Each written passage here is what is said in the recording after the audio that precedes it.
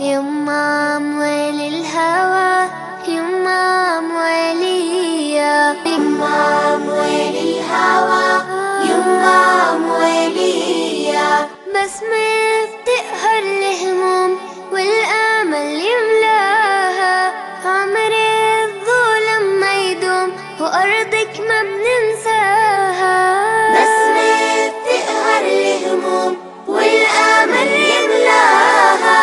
عمري الظلم ما يدوم وأرضك ما بننساها والكون كله بيحضر لعرس الحرية يمام ويل الهوى يمام ويليا أعوذ بالله من الشيطان الرجيم بسم الله الرحمن الرحيم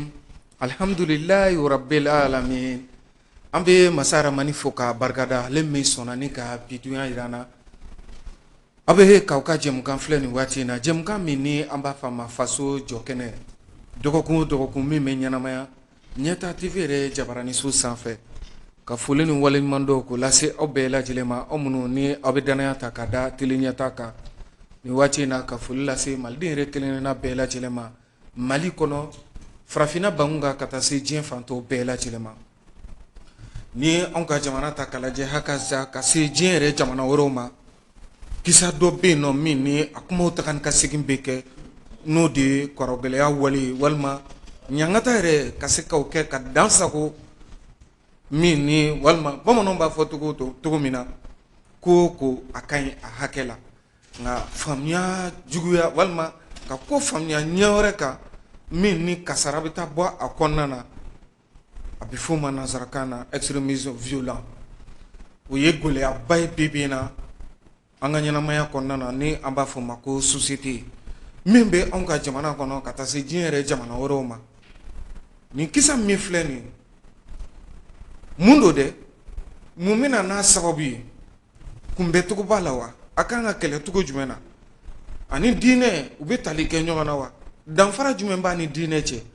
ninnu bɛɛ lajɛlen ye ɲininkali ye min ni an bɛna walawalali kɛ bi jɛmukan kɔnɔna na min ni a nafa kɔni bɛna bonya kosɛbɛ kosɛbɛ aw minnu bɛ ka ɲɛta tv filɛ nin waati in na o kama an ye maa wele ka na min ye maa hakili juru caninen min bɛ nin kisa kɔni ka a ɲɛdɔn kosɛbɛ kosɛbɛ an n'ale ka se ka barosigi k'a kan walasa aw ni ne an yɛrɛ bɛɛ lajɛlen ka se ka faamuyali sɔrɔ extrémisme violent kan o tɛ maa wɛrɛ o ye an balimakɛ Kasim Fɔnba cɛkulu dɔ bɛ an ka jamana kɔnɔ walima cakɛbondaso dɔ bɛ an ka jamana kɔnɔ min ka baara kɔni bɛnnen don nin n'a ɲɔgɔnna ka waleyaw ka ɲɛfɔ maaw ye faamuyali ka se ka sɔrɔ maaw fɛ a kisa la n'o ye projet Think Peace ye Think Peace ye cakɛbondaso ye an ka jamana kɔnɔ a coordinateur ye o de ye Kasim Fɔnba ye an y'a wele ka na bi walasa an ka se ka barosigi kɛ nka yanni an ka taa ɲɛfɛ ka kuma di Kasim Fɔnba ma a ka foli kɛ nin waati in na ka ɲɛsin ɲɛta tv filɛbaw ma yanni an ka tɛmɛ ni ɲininkali kunfɔlɔw ye Kasim Fɔnba salamu alaikum. Walaikum salam. Somɔgɔw bɛ di? Tɔɔrɔsi t'u la. Baasi t'i la? Tɔɔrɔsi tɛ alhamdulillah. Dukɔnɔmɔgɔw bɛ di? Tɔɔrɔsi t'u la. Projet walima ONG don sa wa Think Peace maaw? ONG de don. ONG don. Tɔɔrɔsi t'u la. ONG Think Peace maaw bɛ cogo di? Tɔɔrɔsi t'u la. Baasi t'u la. A cɛ n'a muso Marietu bɛɛ lajɛlen. U bɛɛ bɛ yen, u bɛɛ bɛ yen alhamdulillah. K'a Kulubali. Ayiwa i nana bi an ka kumakɛso kɔnɔna na a diyara an ye kosɛbɛ bari an b'a dɔn i ka kurusu fanga ka bon nka ka waati kɛrɛnkɛrɛnnen d'a ma i ka se ka na nin kisa in ka walawala o diyara an ye i bɛ foli jumɛn kɛ nin waati in na ka ɲɛsin ɲɛta tv filɛbaw ma. An bɛ ɲɛta tv mɔgɔw fo. Tabarikala. A ni invitation diyara n ye kosɛbɛ. N bɛ lamɛnbaaw bɛɛ fo. Ka maliladenw bɛɛ fo. parce que gɛlɛya b'an ka jamana la. An bɛ dugawu kɛ hali bi ala k'a nɔgɔya. Ala k'an bɔ nin na pewu. Walasa an k'an ɲɛsin sɛbɛko dɔw ma. Inshallah. Ni ala sɔnna.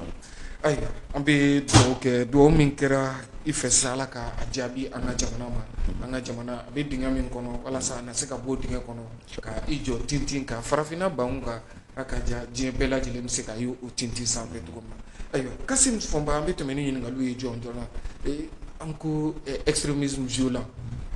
nin ye nansarakan ye min ni gɛlɛyaba don anw ka ɲɛnamaya la bi k'i da don a la k'a ɲɛfɔ mun don de an ka se k'a faamuya. Bon, ka ɲininkali diyara n ye kosɛbɛ. C'est think piece la an bɛ baara minnu kɛ a ɲɛsinnen don ma extrémisme an ka faamuyali la mɔgɔ dɔw bɛ hakilina dɔ b'u la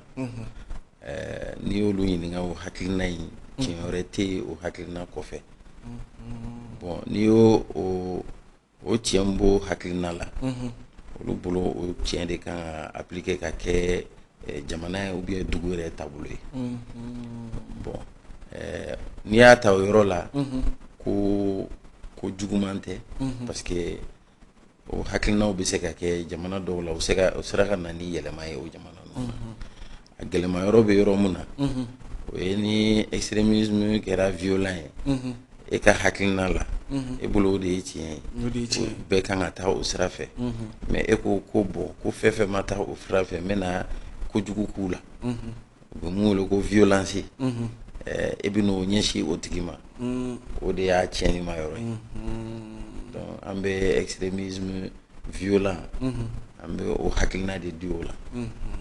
voilà ni ne y'a faamuya hakilina don ɲɛnamaya yɛrɛ la jama fanba walima e nun tuma ye min ye walima i ka hakilina kɛn bɛ ka min minɛ e bɛ fɛ ɲɛnamaya yɛrɛ peut-être mɔgɔ bɛɛ ka t'o sira fɛ ni mɔgɔw ma t'o sira fɛ i bɛ se ka ɲangata ka b'o la ka maaw sɔrɔ maa minnu ma sɔn ka don o donda in fɛ marifa taab'o la muru taab'o la ka fɔ ko fo maaw ka don i ni dunkonata in fɛ walima maaw ka taa i sagonata in de fɛ a bɛ fɔ de ma extrémisme violent dansago ma ye diɲɛ fɛn foyi la c'est ça dansagoli ɲangata ta sira fɛ a bɛ fɔ de ma extrémisme violent c'est ça ayi Kasim Fɔnba ni ɲɛfɔli hakili la faamuyali ba sɔrɔla la nka ni an ko extrémisme violent a suguyaw ka ca wa a suguyaw bɛ tali kɛ jumɛn ni jumɛn bon extrémisme violent an bɛ yɔrɔ min na sisan mɔgɔ caman kɛmɛ k'a kɛ i ko diinɛ ko don diinɛ ko tɛ parce que hakilina bɛ se ka kɛ mɔgɔ la fɛn caman na a bɛ se ka kɛ mɔgɔ la politique sira fɛ a bɛ se ka kɛ mɔgɔ la dɔw bɛ mun ko environnement sira fɛ muso tɔn dɔw bɛ yen u bɛ minnu wele ko féministes olu mɔgɔ dɔw b'a la a bɛ se ka lasi olu fana ma olu fana ka hakilina ye min ye muso kɔni o de ye diɲɛ tigi ye fanga dɔ b'u la ani fɛn wɛrɛ ti bɛn donc olu extrémistes fana bɛ yen nɔ dɔw ta hali bagan sira fɛ extrémiste b'o la donc hakilina bɛ fɛn fɛn na k'e bɛ fɛ jamana ka taa o sira fɛ o bɛɛ u bɛ mun wele tubabukan na ko idéologie o bɛɛ ye fɛn fɛn idéologie bɛ se ka taa sira o sira fɛ o bɛɛ bɛ se ka na ni extrémisme a bɛ se ka na ni extrémisme violent ye bon diinɛ sira fana b'o fɛ mais mun de la mɔgɔw bɛ ka extrémisme violent ni diinɛ don ɲɔgɔn na parce que an bɛ jamana mun na a diinɛlamaw de ka ca o de ka ca n'o tɛ hali a bɛ sɔrɔ politique fana kɔnɔ a caman bɛ politique la a camanba bɛ politique la camanba bɛ politique la n'i bɛ to ka comme aw ye journaliste aw bɛ caman dɔn n'i ye politique sira jateminɛ hali occidentaux fɛ yen nanzaraw fɛ yen a mɔgɔw politique mɔgɔ dɔw bɛ yen n'i ma taa olu ka politique sira fɛ droite extrême droite olu kɔni ayi u bɛ ultra olu kɔni u pɛrɛlen don ka marifa ta diyagoya f'i ka don olu ta la n'i t'olu ta la olu b'i fa n'i ma sɔn olu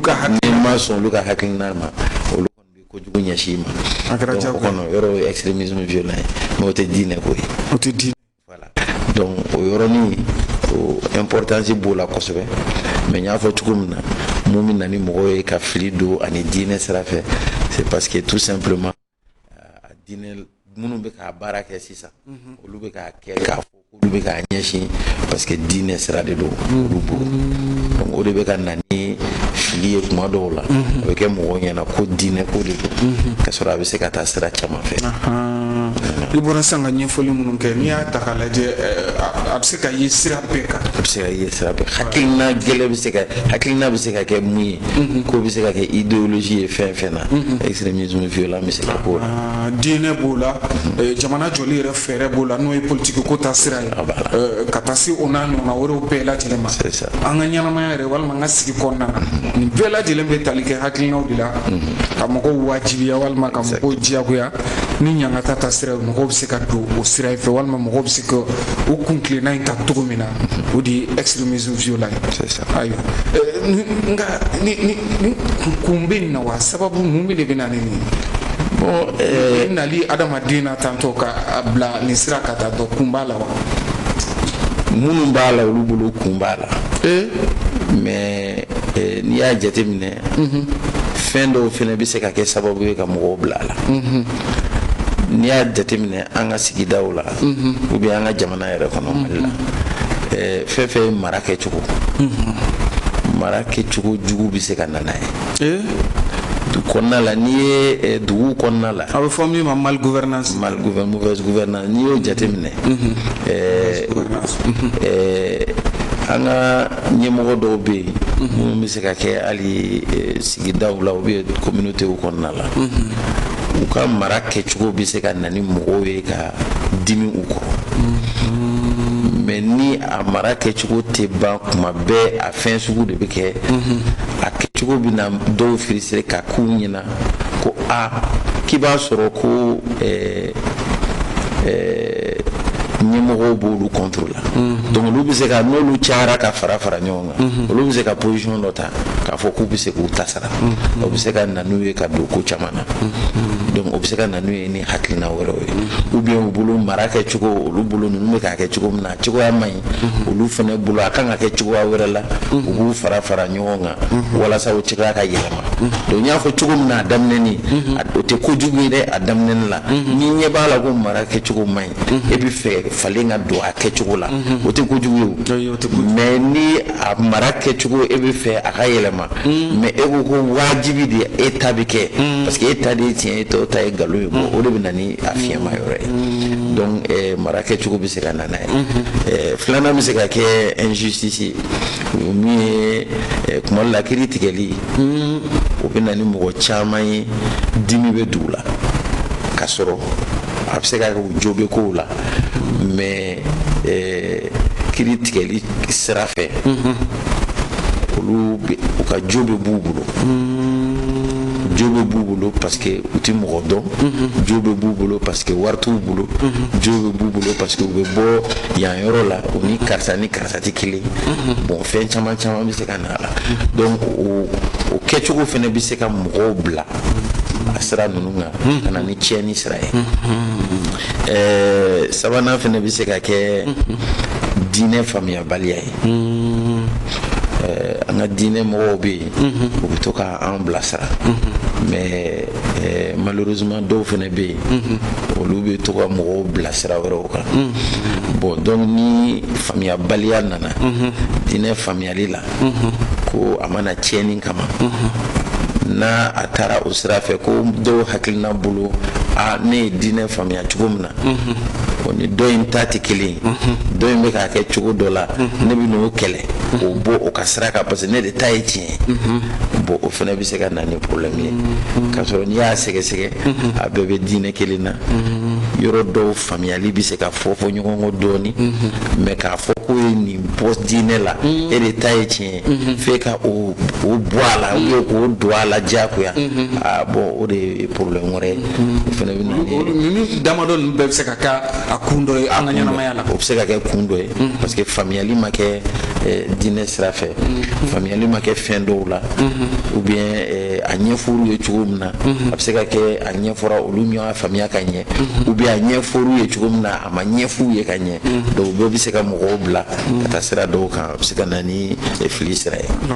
bon laban bɛ se ka fɔ fɛnɛ o ye mun wele ko opportunité économique kuma dɔ la dɛsɛ bɛ se ka mɔgɔ bila ko caman o tɛ gɛlɛya jugu ye sa gɛlɛya jugu dɔw bɛ yen u bɛ se u yɛrɛ la u bɛ se u yɛrɛ kɔrɔ u bɛ se k'u yɛrɛ minɛ hali ni gɛlɛya jugu nana fɛn dɔw bɛ yen u tɛ sɔn o ma mais dɔw bɛ yen a gɛlɛya jugu o b'u bila ko caman na donc o ko caman in fana bɛ se ka taa n'u ye k'u bila nin sira ninnu kan walasa u ka fanga ni violence utiliser ka mɔgɔw lana sira dɔw fɛ parce que u bilala la a fɔr'u ye n'i y'a kɛ n bɛ wari d'i ma donc olu bɛ taa kɛ dɔw kɔsɔn parce que wari de bɛna d'u ma donc o bɛɛ bɛ se ka mɔgɔw bila ka na ni extrémisme violent fɛnɛ. nka Kasim Fɔnba an ka ɲɛnamaya la fɛnɛ an bɛ se ka fɔ an bɛ se ka nin fɛnɛ ye an ka foyer kɔnɔna na furu cɛ ni muso ni ɲɔgɔn cɛ walima mansa yɛrɛ n'a denw ni ɲɔgɔn cɛ extrémisme violent a bɛ se ka ye o fɛnɛ na wa. Bon n'i y'a sens yɛrɛ ta a tɛna se ka ye o la parce que foyer kɔnɔna la o tɛ k'a fɔ k'i bɛ jamana système changer ou bien o tɛ k'a fɔ k'i b'i ka communauté changer o y'i ka du kɔnɔna de ye. o bɛ dan du dɔrɔn. Voilà parce que il faut que différence ka kɛ violence ani extrémisme violent la différence min b'o la donc n'a fɔra k'i ye violence kɛ c'est comme i ye dɔ minɛ k'a bugɔ i ka famille kɔnɔna la o ti muso minɛ k'a sɛbɛ ci ka ɲɛ kelen ci. wa o ma fɔ dɛ o ma ɲi an k'o fɔ o ma ɲi dɛ muso bugɔ ma ɲi k'a fɔ k'a ɲɛ ci fɛnɛ an ka hakili to olu la mais extrémisme violent la du kɔnɔna la a tɛna se ka a thème tɛ se k'a fɔ k'o ye extrémisme violent ye f'i ka taa n'a ye k'a fɔ ko dugu bɛ jamana ka taabolo dɔw ka falen hakilina dɔ sira fɛ diyagoya la donc o de ye extrémisme sira ye violence n y'a fɔ cogo min na o ye ka violence utiliser walasa mɔgɔw ka don a la wajibi diyagoya ka don a la fanga la. Kasim Fɔnba an b'i ka nin kuma sɔn ji la bari an bɛ se k'a fɔ mauvaise gouvernance ta sira fɛ an y'a ye san 2011 la Tunisie jamana ka funangɛni dɔ de ye taji bɔn a yɛrɛ kan jamana maracogo jugu walima gɛlɛya mun tun bɛ Tunisikaw fɛ a donni kama taji bɔnnen a ka o tasuma in kɛra sababu ye k'a kɛ ale yɛrɛ ka saya ye sababu ye o kama wulikajɔw bilara sen ka Tunisie jamana yɛrɛ fan bɛɛ fo ka kɛ sababu ye u ka jamana ɲɛmɔgɔ min tun bɛ a donni kama ale yɛrɛ ka taa ka bɔ fanga la san caman fanga kɔfɛ o togo kelen fana na an delila k'a ye Bamakɔ kelen in na yan nɔ diinɛ ta sira fana fɛ walima an bɛ se k'a fɔ jamalajɛrɛ kɛ soba min b'an fɛ yan n'o ye palais de la culture ye a donni kama mɔgɔ minnu n'u ka dugukolo bɛ minɛ o la walima kiiri tɛ kɛ ka ɲa o dɔ ye damakasi k'a don jama la minisiriw sigilen ɲɛkɔrɔ bɛɛ sigilen ɲɛkɔrɔ palais falen jama la a ko ni ale ye terroriste baw ye diɲɛ fan fan bi walima jihadiste baw ye bi k'ale bɛ tugu kɔ k'a sababu kɛ Mali justice Mali kiiri ye degun min na se ale ma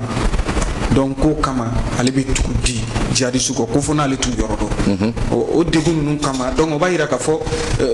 gouvernance mara kɛcogo a kan ka ɲa jamana kɔnɔna na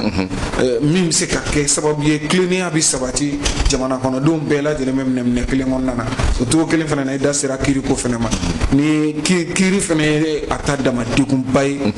société kɔnɔna na an ka ɲɛnamaya yɛrɛ la o fana ye dama degunba de ye fo wulikajɔ ka kɛ ninnu bɛɛ lajɛlen na walasa min bɛ se ka kɛ sababu ye fura bɛ se ka sɔrɔ ninnu ko la cogo min na nka ni kɔlɔlɔw bɛ se ka kɛ mun ye ka ɲɛsin an ka ɲɛnamaya ma Kasim Fɔnba. Bon ni extrémisme violent bɛ yen sisan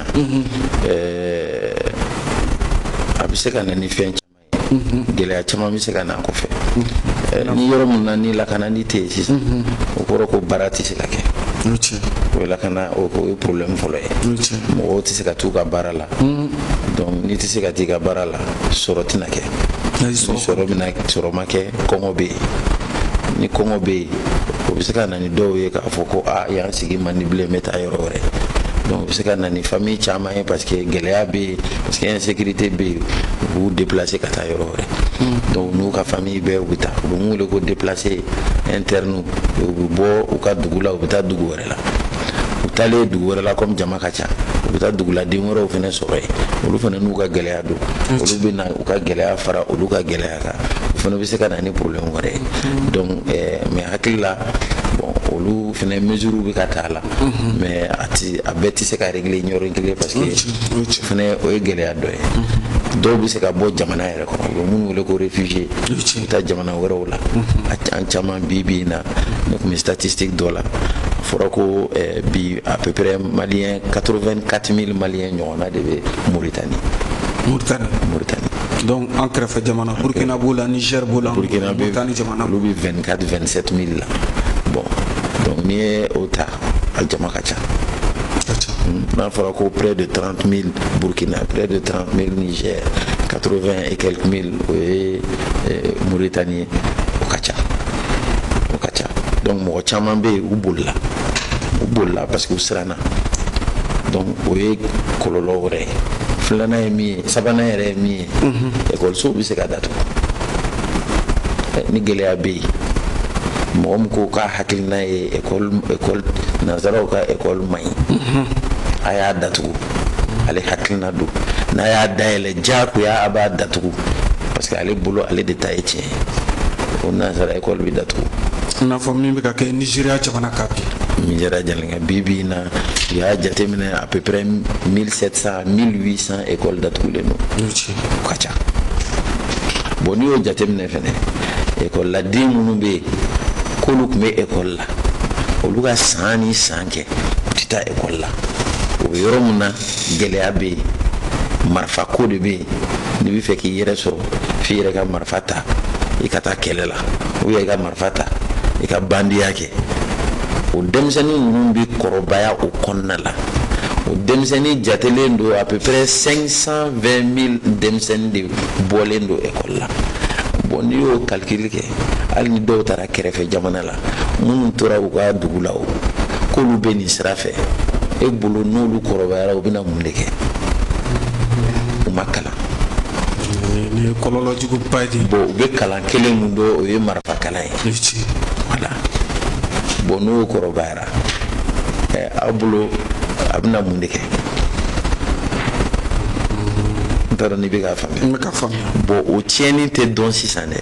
O tiɲɛni bɛ dɔn dans 20 ans, dans 25 ans. O b'a sɔrɔ denmisɛnnin mun bɛ yen k'ale tun ye 10 ans ye bi ou bien k'ale tun ye 7 ans ye bi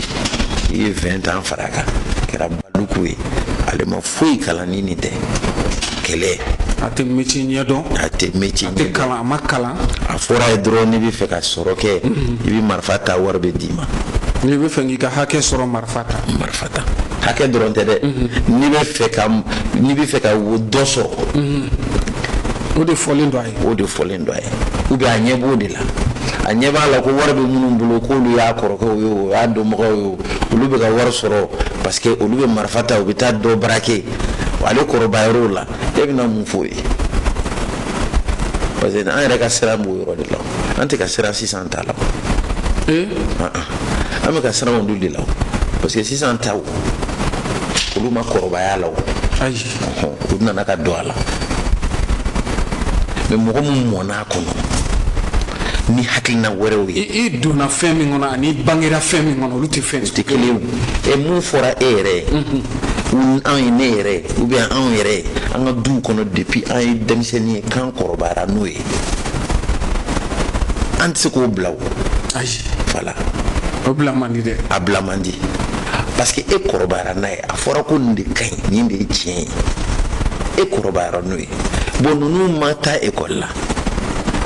u ma kɔrɔbaya école kɛrɛfɛ u ma kɔrɔbaya u ka famille yɛrɛ kɛrɛfɛ u kɔrɔbayara environnement min na mankan ni kɛlɛ ni fagali de bɛ yen e bɛ fɛ n'o kɔrɔbayara 20 ans après o ka mun kɛ? Donc jamana kan ka jɔrɔ o yɔrɔ de la kosɛbɛ kosɛbɛ kosɛbɛ. An yɛrɛ ka siran yɛrɛ b'o yɔrɔ yɛrɛ de la kosɛbɛ kosɛbɛ kosɛbɛ. An tɛ ka siran nin bɛ ban o. Mais tɔ minnu bɛ na bon n'an tɛmɛn'o la fagalibaw minnu bɛ yen bon c'est vrai que an ma kuma terrorisme sira fɛ parce que u bɛ na n'a ye terrorisme ka dilan mais n'an bɛ se ka dɔɔni fɔ a la kɔfɛ. An da sɔnna ma an bɛna tila ka sa donc kɔlɔlɔ ninnu na tantɔ n'i y'a jateminɛ mɔgɔ bɛ siran fɛn min yɛrɛ ɲɛ o ye jamana siniɲɛsigi o ye jamana bolomadaw ye sini kɛrɛnkɛrɛnnenya la an ka denmisɛnninw ni kɔlɔlɔ bi n'i ye hali malidenw minnu bɔra mali kɔnɔ ni ka t'u sigi jamana wɛrɛw kan a fanba n'i y'a jateminɛ i b'a sɔrɔ musolakaw ani denmisɛnnin fitininw olu mun y'an ka jamana siniɲɛsigiw jɔrɔ de bɛ kɛ olu ta la o kɔlɔlɔ in miiri bɛ kɛ olu de la ka ɲɛsin olu de ma kosɛbɛ kosɛbɛ nka Kasim Fɔnba ni waleya ninnu fɛn fɛn filɛ ka kɛ n'o ye extrémisme violent ye diinɛ ta sira fɛ politique ko ta sira fɛ ka taa se o n'a ɲɔgɔnna wɛrɛw bɛɛ lajɛlen ma kunbɛ cogo t'a la mun kan ka kɛ fɛɛrɛ la ka ɲɛsin a ma i n'a fɔ i y'a fɔ cogo min na don n'a nataw la nin kana kɛ kɔlɔlɔba ye ka ɲɛsin an ka jamana ma a kunbɛ cogo fɛɛrɛ ye mun ye ni ala sɔnna ma an bɛ taa sɛgɛnlafiɲɛbɔ kɛnɛ kan sɔɔni dɔrɔn mankutu kɔfɛ an bɛ segin an ka jɛmukan kɔnɔna na. Waatiw ka gɛlɛn sisan wa du farala fɛn bɛɛ sɔngɔ kan nafɛn sanbaga ni nasɔngɔ bɔbagaw bɛɛ bɛ jɔrɔ la baramuso y'o de dɔn ka dɔ bɔ a ka sogo sɔngɔ la aw ye ni tun t'a dɔn wa a fɔlen filɛ nin ye a mɛnna baramuso bɛ sogo kɛnɛ feere aw ma baramuso suguw kɔnɔ ka sogo koloman kilo di aw ma sefa wari 580 buman o ye 640 ye anguru sanbagaw koloman ni buman bɛɛ bɛ di aw ma sɔngɔ kelen na wa nɔgɔya kɔnɔ jɔn kelen de bɛ se ka nin kɛ aw ye bi ne baramuso tɛ aw ka nafɛn dilan usine man di min tɛ bɔ aw jigikɔrɔ fiyewu fiyewu o la sa aw ka sogoko haju fɛn fɛn mana wuli bi a y'aw kunda baramuso suguw kan nɔgɔya butigi baramuso i ta i ka kow ye foli ni waleɲuman dɔ k'o lase aw kelenkelenna bɛɛ lajɛlen ma aw bɛ k'aw ka jɛmukan filɛ nin waati in na jɛmukan min ni an b'a fɔ a ma faso jɔ kɛnɛ min bɛ ɲɛnamaya ɲɛta tv jabaraniso sanfɛ dɔgɔkun o dɔgɔkun bi masala bɛ ka boli kisa min kan o de ye extrémisme violent ye n'o de ye ka maaw walima jamana yɛrɛ olu bɛɛ lajɛlen ka se ka taa e ka kunkilenna yɛrɛ fɛ diinɛ ta sira b'o la politiki ko ta sira b'o la ka taa se o ɲɔgɔnna wɛrɛw ma k'o sababu kɛ walima i ka wulikajɔ ka kɛ ɲangata ye walima gɔlɛya ka ɲɛsin jamana kɔnɔden yɛrɛ fanba bɛɛ lajɛlen ma o masala an bɛ o de kan kɔlɔlɔ minnu b'a la gɛlɛya minnu bɛ se ka bɔ a kɔnɔ a yɛrɛ kɔrɔ ye mun ye an ye walawalali caman kɛ o la masala kunfɔlɔw la masala kun filanan in na ɲininkali tun nana da yɔrɔ min na o de ye fɛɛrɛ bɛ a kunbɛli la wa a bɛ se ka kunbɛn cogoya jumɛn na mun kan ka boloda Kasim Fɔnba mun de kan ka boloda ka ɲɛsin nin n'a ɲɔgɔnna waleyaw a kana cogo jamana kɔnɔ walima ka san sɔrɔ jamana yɛrɛ kɔnɔna mun bɛ se ka kɛ mun bɛ se ko caman de kan ka kɛ ko caman an ka jamana ninnu malheureusement gɛlɛya b'an ka jamanaw la kojugu gɛlɛya bɛ mais ne bolo a kan ka daminɛ fɛn fɔlɔ minnu na o ye mara kɛcogo ninnu ye n'an y'an ka mara kɛcogo jateminɛ walasa bɛɛ i ɲɛsira mara kɛcogo la i kɛra maa o maa ye bɛɛ ka kɛ kelen ye k'u b'a fɔ constitution na ko bɛɛ ye kelen égalité donc bɛɛ ka kɛ kelen ye mara sira fɛnɛ fɛ sɔrɔ fila fɛ a ma fɔ ko ka sɔrɔ di bɛɛ ma mais mécanisme dɔw kan ka bila sen kan k'a fɔ ko ni hakilina ka ɲi n'i bɛ se fɛ ka baara kɛ i ka se ka fɛn dɔw bolo da i yɛrɛ ka se k'i ka baara kɛ ka taa ɲɛ ou bien i ka se ka opportunité sɔrɔ k'a fɔ k'i bɛ fɛn dɔ sɔrɔ bon n bɛ k'a fɔ ta a fɔli ka nɔgɔn dɛ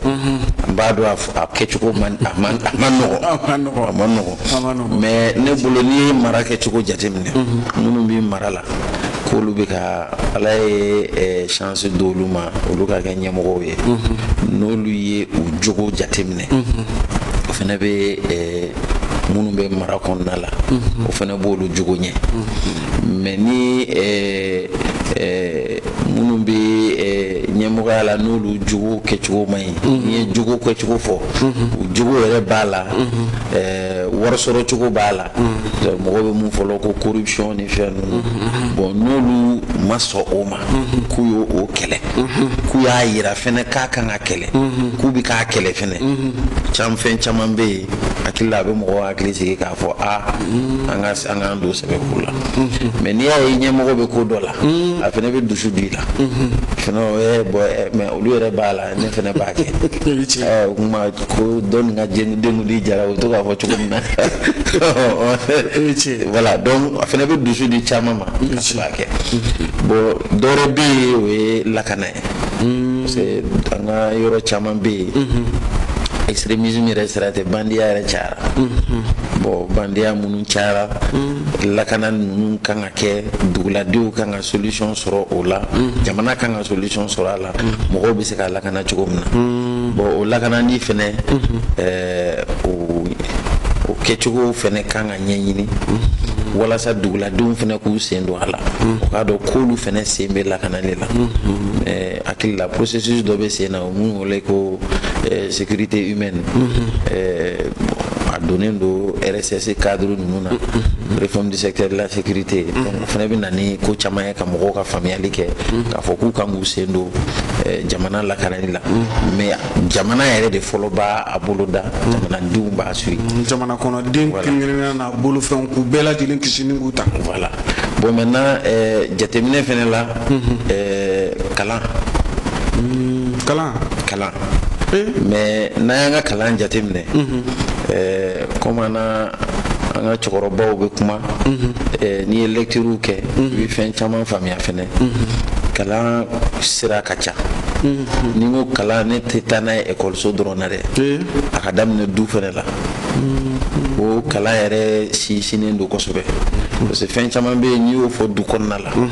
donc a ka ca ala fɛ n'a tigi yɛrɛ bɔra hali ni ko dɔ bɛ kɛnɛ ma k'a bɛ n'a sen don a la a bɛ n'a miiri kɛcogo caman kɛ yan'a k'a sen don a la o b'a sɔrɔ du kɔnɔna a minɛnen don ka ɲɛ fɛn caman ɲɛ fɔra a ye donc o la o kɔrɔ ko nin kunbɛli dukɔnɔmɔgɔw sen b'a la olu sen b'a la kosɛbɛ parce que olu de bɛ se ka faamuyali di mais sisan n'i y'a jateminɛ an bɛɛ preselen don ka taa wari de ɲini parce que comme a tɛ sɔrɔ kosɛbɛ donc bɛɛ bɛ sɔgɔma bɛɛ bɛ boli ka bɔ ka denmisɛnninw kelen to yen kuma dɔw la denmisɛnninw bɛ télé lajɛ u b'u ka internet la o de bɛ k'olu éduquer sisan u karamɔgɔw kɛra télé ni ordinateur ni téléphone bon parce que temps t'an bolo k'a fɔ k'an b'an sigi journée kɔnɔ ka fɛn dɔw ɲɛf'u ye parce que an bɛ boliboli la bon o yɔrɔ kan ka jateminɛ du kɔnɔna mɔgɔw fɛ donc école-so fɛnɛ école-so bon sisan n'i y'a jateminɛ ko caman bɛ kɛ yen n'a fɔra ko hali école-so tɔn minnu bɛ sigi o kɛ ni mankan ye o kɛ ni marifa ye o kɛ ni bese ye bon yɔrɔ ko caman changera donc o ko yɔrɔ kan ka jateminɛ école-denw mais karamɔgɔw fɛnɛ minnu bɛ école la olu fɛnɛ ka jateminɛ kɛ parce que ko caman fɛnɛ bɛ fɔ karamɔgɔw kan k'u b'o kɛ école-sow la tiɲɛ don tiɲɛ tɛ mais n'i y'a ye a kuma yɛrɛ bɛ fɔ c'est que fiɲɛ dɔ yera dɔw la mun y'a to a bɛ fɔ ko karamɔgɔw fɛnɛ tɛ u bɛ k'u ka sira bila école-denw fan fɛ bon n'i y'a jateminɛ fɛnɛ a problème ka ca koyi drogue problème bɛ yen an yɛrɛ bɛ baara la an ka cadre mun na an y'a jateminɛ an bɛ to ka taa voilà donc an y'a jateminɛ jeunes caman bɛ ka don a la mais de plus en plus jeunes bɛ ka ɲinɛ mun kɔ a fɛn n'i y'a jateminɛ i b'i yɛrɛ de mago sa fɔlɔ i b'i yɛrɛ mago sa kojugu parce que a bɛ bila sira dɔ kan a sira ye a mɛn o mɛn a bɛ dabila n'i ma minɛ i bɛ faga a ti n'i y'a jateminɛ statistique y'a jira si t'a mɔgɔw la n b'a fɔ si balo sira fɛ dɛ mais si k'a fɔ k'a bɛ minɛ a bɛ faga ou bien drogue b'a faga bon donc n'i y'o jateminɛ o kan ka hakili sɔrɔ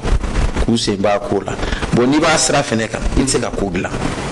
mɔgɔ sɛbɛ ko foyi i tɛ se k'a dilan parce que e b'a ta e bɛ tiɲɛni na e b'a ta e bɛ tiɲɛni na bon n'i hakilina ɲuman tɛ nin la a tɛ nin la parce que n'i y'a ta waati bila sira ɲuman kan parce que n'i y'a ta a b'i jafarinya fɛn caman na donc i bɛ se ka bila ka taa fɛn caman kɛ tiɲɛni sira fɛ nimisa bɛ bɔ fɛn nimisa bɛ tila ka bɔ a la donc n'o jateminɛna bon alors que a jeunes de ka ca mais o jeunes kelenw de a fɔra k'olu de kan ka jamana mara donc bon yɔrɔ gɛlɛya bɛ yen o de la cɛkɔrɔbaw n'u ye yɔrɔ in ta sanfɛla in ta u tɛ fɛ k'a bila parce que u b'a fɔ ko jeunes ninnu ma kunun kosɛbɛ mais a kow ka ca kiiritigɛ an y'o kuma fɔ o kɔni n'o ma ɲɛnabɔ a tɛ se ka ɲɛnabɔ e yɛrɛ b'a dɔn ko dɔ kɛr'i la dimi la ko de don e b'a dɔn ko e jo b'a tigi la o tigi bɛ taa o bɛ wari di ou bien o tigi bɛ taa o dɔnbaga dɔ bɛ yen o ka kiiri tigɛ k'a ɲɛsin o ma k'e to yen e tɛ se ka kɛ système fɛ e tɛ se ka kɛ o jamanatigiw fɛ ou bien e tɛ se ka kɛ o dugula jamana o dugu ɲɛmɔgɔw fɛ o tɛ se ka kɛ o fo kiiri ka kilen n'a ma tile a tɛ ɲɛnabɔ dɔ taara a ye fagali kɛ bɛɛ b'a dɔn k'a ye fagali kɛ wari b'a kun u y'a bila ou bien mun bɛ ka kiiri tigɛ o dɔnbaga don o y'a bila o tuma a ye mun fa o somɔgɔw dun voilà donc critique in kɔni y'an ka Mali problème ba yɛrɛ Kasim Fomba ni jateminɛ kɛ extrémisme violent ni kumaden min ni a bɛ fɔ anw ka jamana kɔnɔ an ka masalaw daminɛ la an da sera ma ani kuma dɔ bɛ ɲami ɲɔgɔn na tuma dɔ la anw ka jamana kɔnɔ n'o ye terrorisme ye n'o ye djihadisme ye tuma dɔ la a bɛ fɔ ko nin yɛrɛ fɛn bɛɛ ye kelen ko ayi ko danfara b'u cɛ wa a danfara ye mun ye o danfara fitinin mun b'u cɛ n ye extrémisme violent ɲɛf'i ye o ye ni hakilina mun b'i la k'o ye hakilina gɛlɛya e bolo kelen de ye tiɲɛ ye e bɛ fɛ diyagoya mɔgɔw ka don o de fɛ dugu ka don o fɛ ou bien jamana ka don o sira fɛ wa ni mɔgɔ min ma don a fɛ fɛnɛ e bɛ violence utiliser i bɛ fanga utiliser walasa o tigi ka don a la marifa b'i bolo bamuru b'i bolo o ye extrémisme violent ye ani terrorisme danfara ye min ye c'est que terrorisme ni extrémisme violent in danfara bɛɛ ye kelen ye dɛ mais différence minnu b'a la o ko terroriste ale kɔni b'a ka fanga utiliser walasa bɛɛ de ka siran pour que ale hakilina ka se ka fɔ bɛɛ o ye mun ye n'i ye terroriste ye n'a taara ale bɛ taa a bɛ se ka monument dɔ ye a b'a exploser n'i ye monument dɔ cira sisan ka exploser bɛɛ bɛ siran bɛɛ parce que monument a yɔrɔ bɛ yen bɛɛ b'a yɔrɔ dɔn ka taa dɔrɔn k'a exploser a tigi bɛ siran ɲɛmɔgɔba dɔ bɛ yen k'o taara dɔrɔn k'u y'o faga bɛɛ bɛ siran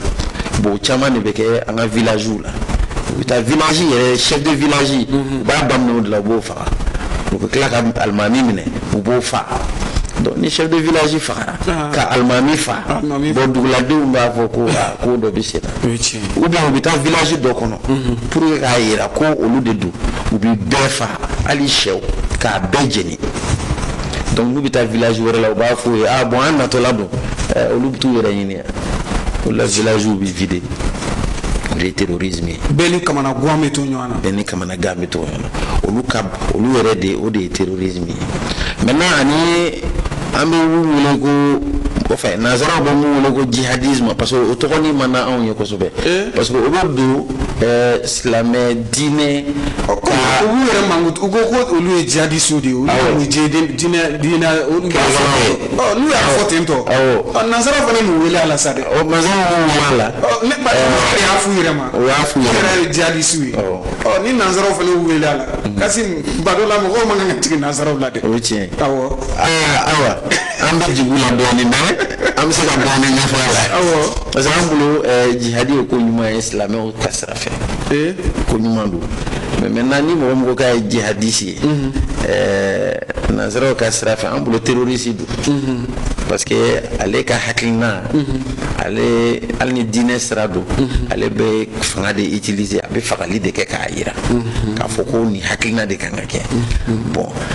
mais n'i y'o hakilina in fɛnɛ ta a bɛ se ka kɛ ni silamɛ tɔw fɛnɛ ka hakilina tɛ kelen ye dɔɔnin olu fɛnɛ kariyalen don ka hali silamɛw fa o de la i bɛ jihadiste dɔw ye entre guillemets u bɛ taa u bɛ misiri ci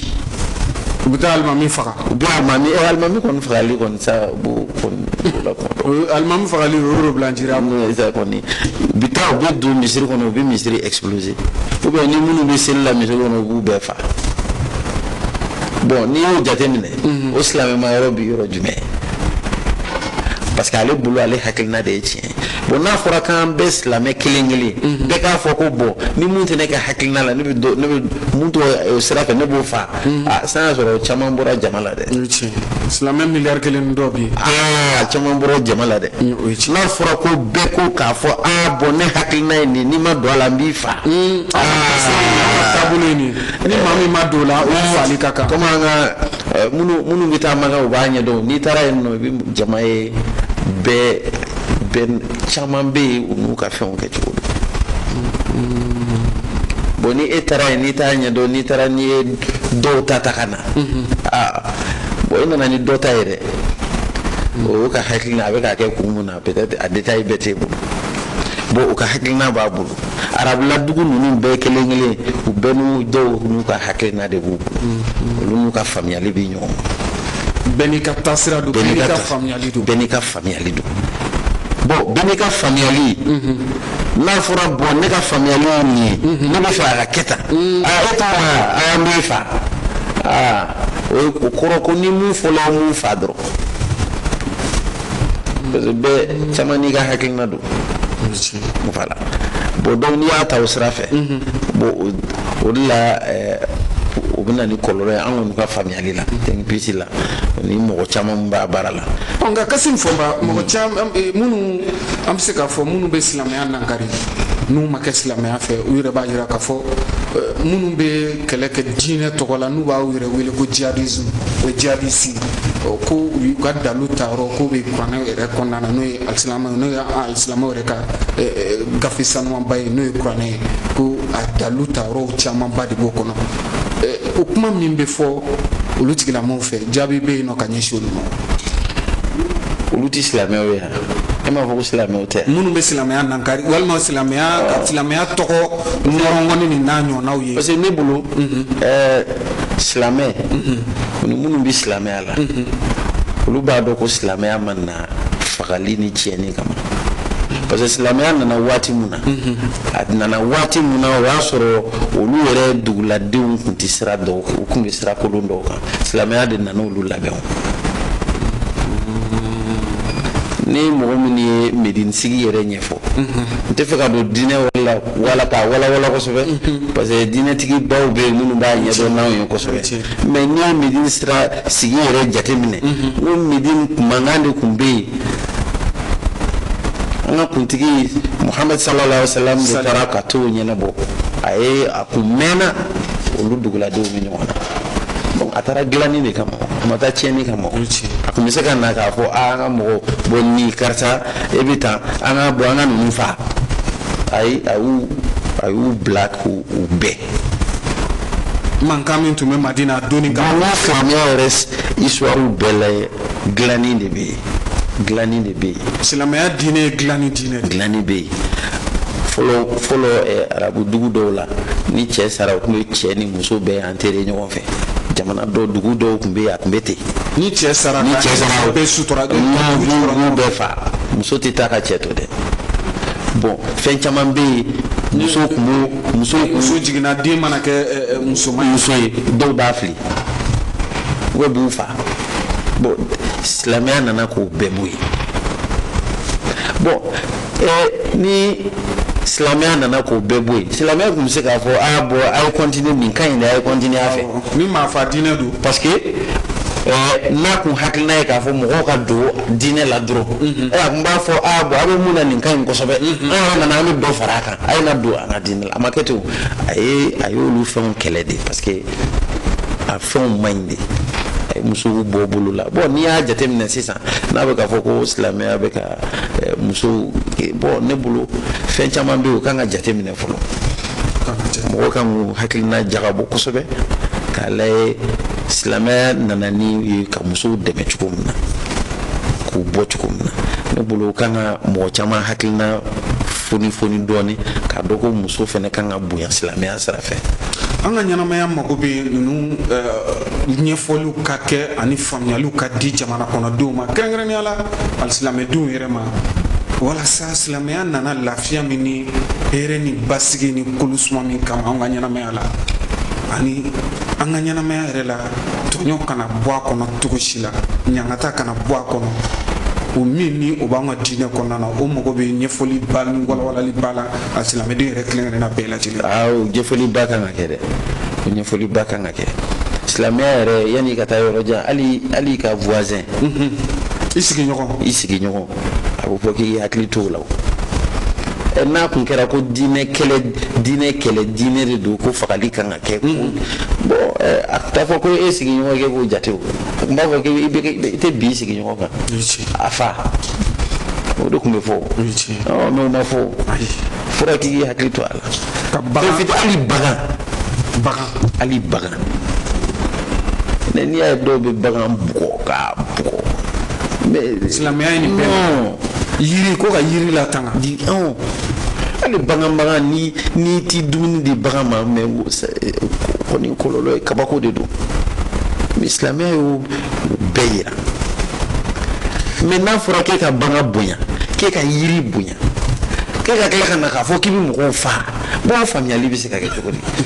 o bɛ hakili kɔ sa o fana mɔgɔw kan ka jateminɛ de kɛ hali n'i tɛ silamɛya la i kan ka o yɔrɔnin jate mais comme n'i tɛ diinɛ dɔn bon o fɛn sugu peut-être tɛ mais ne bolo ni minnu kɔni bɛ silamɛya la olu kan ka jateminɛ kɛ a bɛɛ tɛ se ka dɔn dɛ mais i bɛ se ka caman tɔmɔ a la i b'i nin yɔrɔ sɔrɔ a la k'a fɔ nin ma na tiɲɛni kama a nana dilanni kama donc ne yɛrɛ bolo hali silamɛw ninnu k'a fɔ ko nin hakilina ye nin ye nin hakilina ye nin ye ne bolo an kan k'o bɛɛ jateminɛ ni hakili ɲuman ye n'i y'an ka ɲininka ne bolo ye ko baden nin ye kuranɛ ka na ale ye dɔnniya dɔ tɔmɔ o kɔnɔ nin fana y'a kalan nin ye dɔnniya wɛrɛ tɔmɔ o kɔnɔ kuranɛ dunnen don k'a fɔ k'i b'a secret bɛɛ dɔn n t'a dɔn ni mɔgɔ b'a secret dɔn dɛ n'a bɔra an kuntigi la mais ni bɛɛ ye dɔ sɔrɔ ne bolo o dɔ de bɛ fara ɲɔgɔn kan pour que an ka se ka fara ɲɔgɔn kan mais n'o de kɛra k'a fɔ ko b'an diviser an fana kan ka an miiri o kow la dɔɔni k'a fɔ ko non e y'a kalan e ye nin dɔnniya sɔrɔ nin y'a kalan nin fana ye nin dɔnniya sɔrɔ nin y'a kalan nin ye nin dɔnniya sɔrɔ mais n'a fɔra ko non nin ye k'an fara ka bɔ ɲɔgɔn na bon est ce que o tɛ dɔw ka laɲini fana ye a bɛ se ka kɛ o ye mɔgɔ wɛrɛw ka laɲini mun ni silamɛw tɛ kelen mais silamɛw binna a dingɛ kɔnɔ an kan ka hakili jagabɔ olu la sinon an ka diinɛ mana tiɲɛni Kasim Fɔnba baro an bɛ se ka fɔ an sera kuncɛyɔrɔ la miniti kelen bɔɲɔgɔn ko kumakan laban na ani folikan na yani an ka sigi wɛrɛ cɛ e min ye coordinateur ONG Finpeace bon ne bɛ télé ɲɛta fo kosɛbɛ vraiment a ka nin émission ninnu ka di kosɛbɛ alhamdulillah halibi ala ka aw dɛmɛ amin ya rabbi ala ka aw dɛmɛ ala ka aw mɛn a la amin ya rabbi ala ka an ka jamana dɛmɛ ka bɔ gɛlɛya in na an mago b'o la kosɛbɛ ne kɔni bɛ mun ɲini c'est que sifilakaw ninnu n'an baw n'an faw halibi an ka jateminɛ kɛ an ka ɲɔgɔn fara ɲɔgɔn kan bɛɛ ka se k'a lajɛ i bɛ se ka mun kɛ walasa jamana ka bɔ nin gɛlɛya in na parce que bɛɛ de jɔyɔrɔ bɛ yen ça concerne tous diinɛ mɔgɔw école karamɔgɔw journaliste anw yɛrɛ ONG bɛɛ de nin yɔrɔ bɛɛ de kan ka dɔ kɛ mɔgɔ man k'i sigi k'a fɔ ko ni jamana bɛ nin na nin de nɔ don ne bolo nin nɔ don kɔni o waati tɛmɛna sisan jalaki waati non o waati tɛmɛna an bɛ yɔrɔ min na sisan n'an continuer o sira fɛ ma d'a la n'a bɛ ɲɛ fɛɛrɛ de waati fɛɛrɛ de waati dɛ ne bɛ se ka mun de kɛ sisan hali n'a kɛra ka yiriden tan turu n'o bɛ se ka na ni bɛn ye an b'o turu i ye dɔ kɛ mais ni ɲininkara e ye mun kɛ ne tɛ foyi kɛ dɛ jamana in bɛ cogo min na n'i yɛrɛ sɛgɛn mariko don i bɛ sa non n'i y'a kɛ ten dɔrɔn ma d'a la o ye fili ye n'an kɔni bolo donc an b'a ɲini bɛɛ fɛ bɛɛ ka jateminɛ k'o sira fɛ bɛɛ ka se ka dɔ kɛ an ka jamana ka se ka taa ɲɛ an k'an bolo di ɲɔgɔn ma an kana kɛ taabolo ko ye an kana kɛ politiki sira wɛrɛ ko ye bɛɛ k'a lajɛ i bɛ se ka mun kɛ a ma fɔ k'an bɛɛ ka kɛ kelen ye dɛ parce que an bɛɛ tɛ se ka kɛ kelen ye o tɛ se ka kɛ o an kana o ɲini yɛrɛ ala yɛrɛ ka dancogo la an kana o ɲini yɛrɛ an kana ɲini ka kɛ kelen ye yɛrɛ donc mais bɛɛ bɛ se ka dɔ kɛ tabarika an bɛ i fo k'i waleɲuman dɔn Kasim Fɔnba e min sɔnna k'an ka wele jaabi ka na bi ani ka se ka barosigi kɛ kɛrɛnkɛrɛnnenya la gɛlɛya ka ta k'i manifin ɲɔgɔn sɛgɛrɛ walima ka degun ta k'i manifin ɲɔgɔn sɛgɛrɛ sigi yɛrɛ kɔnɔna na a bɛ f'o ma ko extrémisme violent o cakɛ bondasoba dɔ bɛ anw ka jamana kɔnɔ n'a bɛ f'a ma ONG Finpeace Kasim Fɔnba ale ye coordinateur ye an y'a wele ka na bi an n'a ye barosigi kɛ an b'a jigiya k'a fɔ faamuyali caman sɔrɔla la nin tɛna kɛ an ka baro laban ye tuma ni tuma ka to ka wele ka na an n'a ka se ka barosigi kɛ nin n'a ɲɔgɔnna lahalayaw walima nin n'a ɲɔgɔnna kisaw ka faamuyali bɛ se ka sɔrɔ ɲɛtaa TV yɛrɛ filɛbaw fɛ cogo min na an bɛ i yɛrɛ fo k'i waleɲuman dɔn ka Finpeace baarakɛlaw k'u bɛɛ lajɛlen fo